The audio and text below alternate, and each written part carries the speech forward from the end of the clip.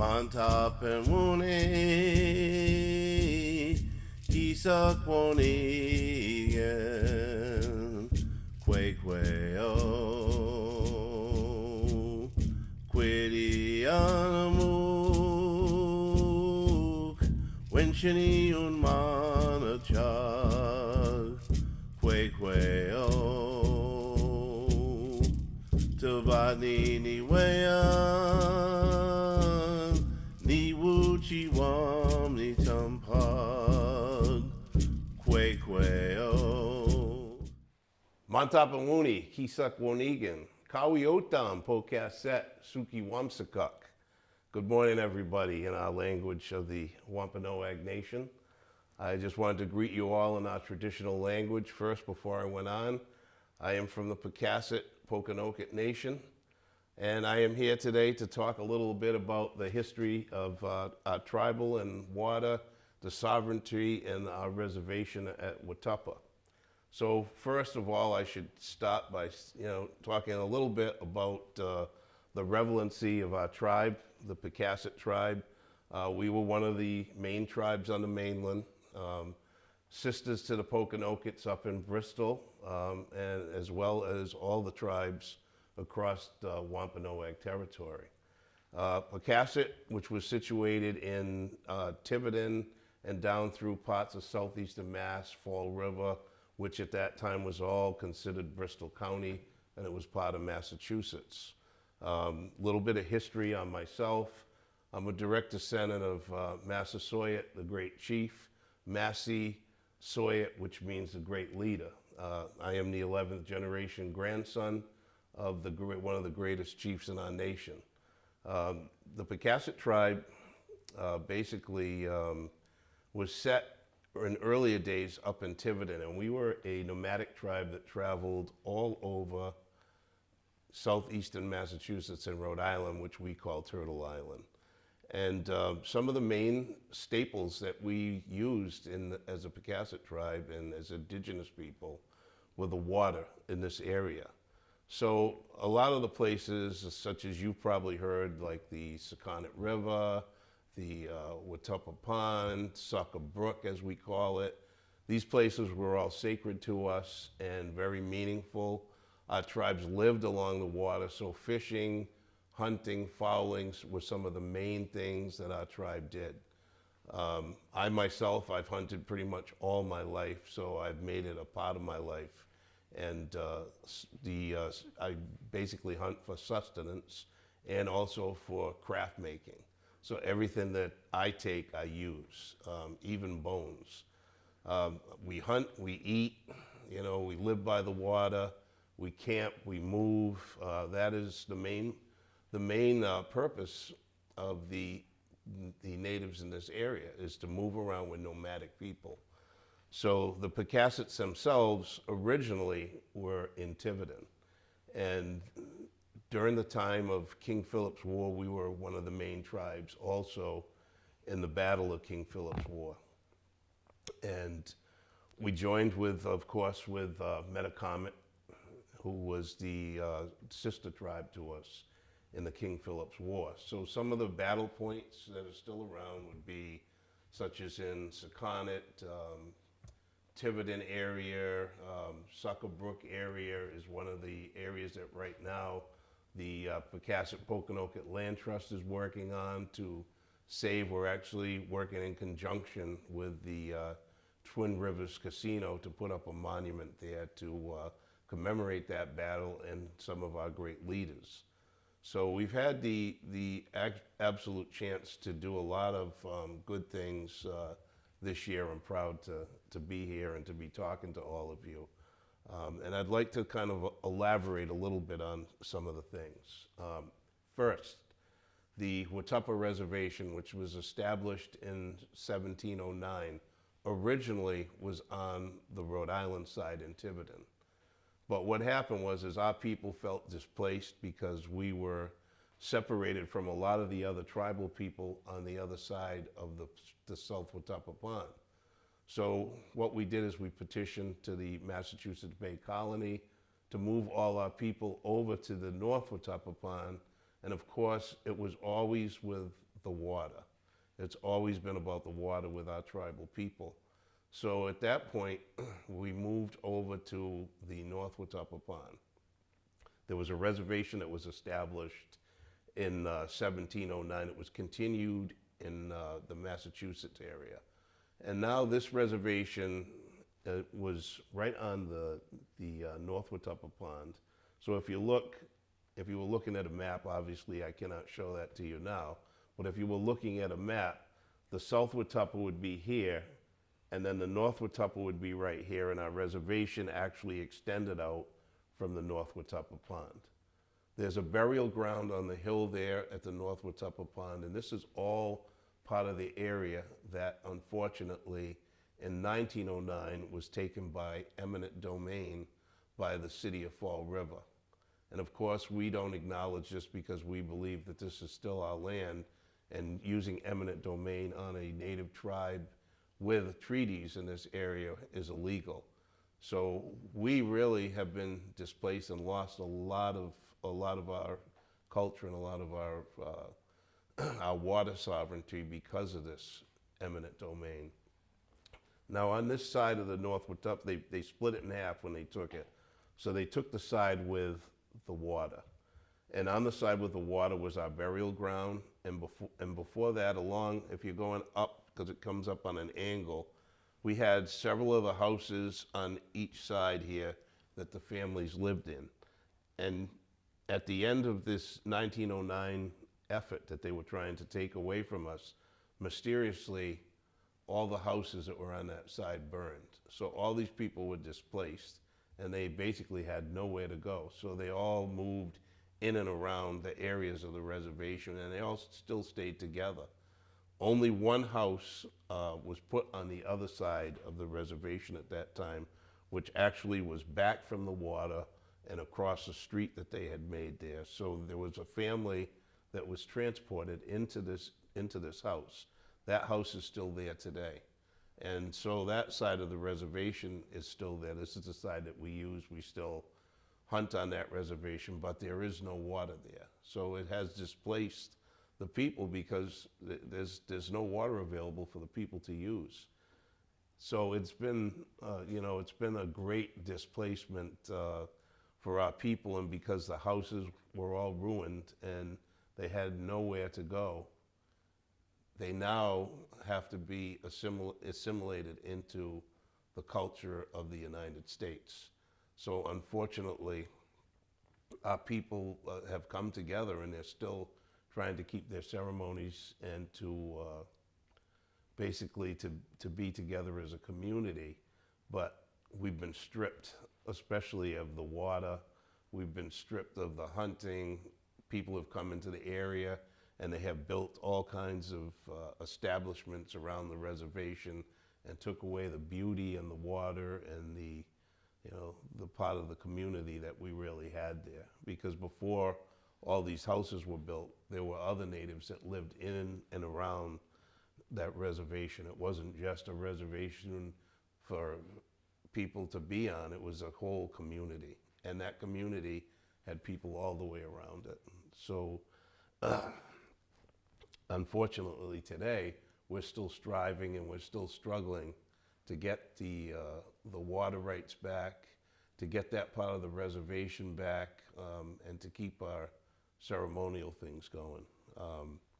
I could talk a little bit about my history as I grew up learning about water and environmental activism.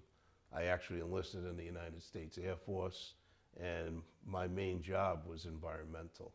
So I had some firsthand activity with the environment and saving the environment. That was basically was my goal in life as I started out as a young man. And I had the chance to do a lot of super fun cleanups, to work all over the world with the military, doing environmental support and working with water and restoration and different tasks that I had at hand in the U.S. Air Force. So my goal has always been to keep our land pristine, to keep the water clean, and to restore it to the level that it was at prior to them taking our land. And what I'd like to do is to keep the children, the youth involved, keep the hunting, the stories alive, and basically it's been my mission to do that, and we have been able, to keep those things going strong. They tried to take our reservation again as early as 10 years ago. The state was trying to get the people off of it, and we actually had a resistance there, and we stood up, and we kept our land. We didn't allow them to come in there and take the land. There was just a few of us. We all stood together. There were days that one of us at a time had to go down and stay on the land in campers to keep the land. So it's been a continuous struggle and fight. And even some of the people that were supposed to be in alliance with us were not. So it's been a continuous battle for a long time. And now, again, they're talking about, putting in power plants and polluting the waters. And, I know that just recently we had a great win in Providence for the privatization of the water. And all the people that worked on it, I'm grateful for. I wish I could have been there with them, but thank you.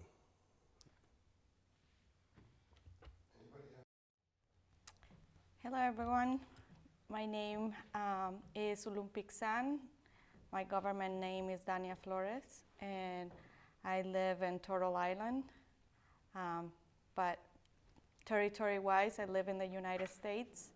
I'm a member of the Mayan Guatemalan tribe, and I'm here today talking a little bit about water ceremonies and why traditionally Mayan people do water ceremony. So water ceremonies are done traditionally to honor Mother Earth and water, which is the veins of Mother Earth, and water is actually the blood. So as many of you know, if you were born as a human, you were living for 9 months in a bowl of water inside your mother. So I'm part of a group of Native women here in the United States and around the world that is actually doing water ceremony, reclaiming the loss of Native women that have been disappearing at very alarming rates, and not just in the United States and America, but the whole world. And we claim that that's an imbalance in the world, and we're asking the women in general to do ceremony to traditionally go back to a spiritual way. So water carries spirits, and that's how we think traditionally we can heal. And hopefully we're also honoring the lives of the women that are missing. Recording. I'm going to talk a little bit about my current initiative. Some of the initiatives that I'm working on are to restore some of the trout, the original trout that are in Sucker Brook. Also, we started a program just a week ago about quahog harvesting with the youth, which was very successful. It turned out to be a very cold day, but we got quite a few of the youth from the tribe out there to do some quahog raking and everything. So it was a successful endeavor. What we would like to do is to complete some of the earlier projects that we had started on. One was on the Global Village Farm. We were going to introduce trout down there, regular brook trout, which were indigenous to this area, so that we could get the children involved in harvesting the fish, cleaning them, basically going back to the original diets that we had in the point of contact. The Global Village has a lot of the food that they're growing right now that was indigenous food that we had. So some of these things that would help our health to be better, because the indigenous diets that we had were a lot better for us. So we're trying to get back to that style of eating and food, and of bringing our children up so that they're not eating the colonizers' food that's bad for them. And I think that it would be great if we could get the people involved to help doing this stuff, because it would not only teach them, but it would make it part of their life as well. So I've been involved in a lot of, you know, restoration projects. I actually was the vice president of a sportsman's club, so I got to do a lot of the introduction of animals and game and what we call is wildlife hutches, so that it enhances the wildlife growth back in, and also the management of the grounds and things. So a lot of that stuff is going to be done on the reservation in the up and coming years, so that we can return things back the way they were, so that it's a healthy environment for us.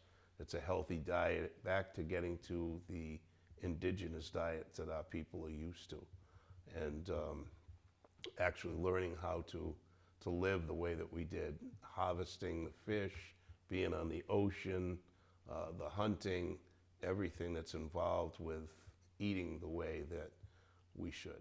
My colonizer name is Cristina Cabrera, from Uruguay, South America, with mother Uruguayan, father Cuban, and came to the United States 12 years ago, adopted by the Pocasset Pokanoket tribe of the Pokanoket Nation, Chunchip, Deer Spirit. And I'm thankful to be here today with all these testimonies from Indigenous people telling us about the importance of water in their lives, how land and water impacts their eating habits, but also their culture, their traditions, their ceremonies, the sacredness of their environment and their people. And this is very important because water is not an asset. It is not to be considered as an asset that can be commodified, leased, or sold.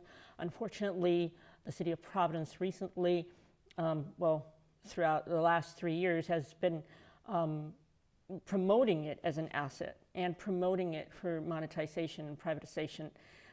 Recently, the Providence Mayor Lorza removed legislation in the State House to go down that route, and we appreciate that. But the road and the struggle to continue the protection of water is long, and we will continue working with Indigenous communities to make sure that the next seven generations can enjoy clean drinking water, safe for also bathing. I've gone to North Dakota. People couldn't even swim in the lakes anymore. They were completely polluted through the fracking process. Different communities have different challenges, but water really needs to be conserved and protected. And I wanted to read a little bit of what came about from 2018, September 2018. We had a global summit called Soul to Soul, and the global Indigenous community drafted a proposal to address climate crisis and to address all the taking over land, water, and air that the Western culture has done in these lands. The environment and Mother Earth has been abused. The balance needs to be regained, and this is the proposal to regain the balance, to understand that Mother Earth, water, and forest land is a living being and with rights. And the proposal is, I will say it in Spanish because it was written in Spanish, and then I'll translate. Uno, conservar nuestro territorio bajo nuestra visión de vida. Preserve the land and territory under our vision of life, our indigenous vision of life. 2, dejar el petróleo bajo tierra. Keep it in the ground. Keep the fossil fuels in the ground. 3. Que el gobierno reconozca nuestro derecho a conservar nuestro territorio y estilo de vida. Demand that all governments recognize our rights to preserve our territorial land and our lifestyle, indigenous native lifestyle. This will bring the balance back, bring us back in right relationship with the land, in right relationship with the water. That water that it's life-sustaining, and that's indispensable for all peoples to continue to live here on Earth. It has been a constant repression and creating invisibility around the indigenous communities to the point where their rights hadn't been recognized as a citizen until the 1920s with the 14th Amendment. And until 1964, indigenous people, all indigenous people, didn't have voting rights. So it was after 1964 that all indigenous peoples gained the voting rights. That tells you a lot. You know, indigenous peoples having the knowledge to maintain the right balance and the right relationship with water and land, and not being even acknowledged as citizens or having voting rights until very recently. It's something that it's inconceivable. And so that's why we're saying the work to protect water, land, our indigenous people and our indigenous people's lifestyle is ongoing, and it's a long road. And we invite everybody in all communities to join this effort to learn more about what the indigenous culture is and how to move away from an extractive economy, move towards a regenerative economy, tread lightly on Mother Earth, honor it. You heard earlier, when there's hunting, it's not for entertainment. It's because it's only for food or craft, but it's done in a very sacred way, honoring the animal, honoring each relationship, establishing that importance, that reverence to every living creature and every living being on Earth. So we invite you to join the struggle, the fight, the protection of water. The Pocasset Pokanoket Land Trust is one website that you can go to. Indigenous Peoples Network is another resource. There's also a land and water sovereignty campaign that you can find on Facebook. Reach out, learn, educate. There are community workshops in Rhode Island and in Massachusetts, and we look forward to working with you. As an Indigenous person, it's an honor, to share space with my Pokanoket family, it was an honor, to share, just as it was an honor to share space with my Lakota family. What I learned at Standing Rock is that our youth have lit a sacred fire whose embers are spreading all across this country and the world. And, this is about our youth, about the seventh generations. And we need to come together in a good way, both allied and indigenous, environmentalist groups, faith-based organizations, all tribal nations. Come stand with us for the water, for that Mini Wachoni.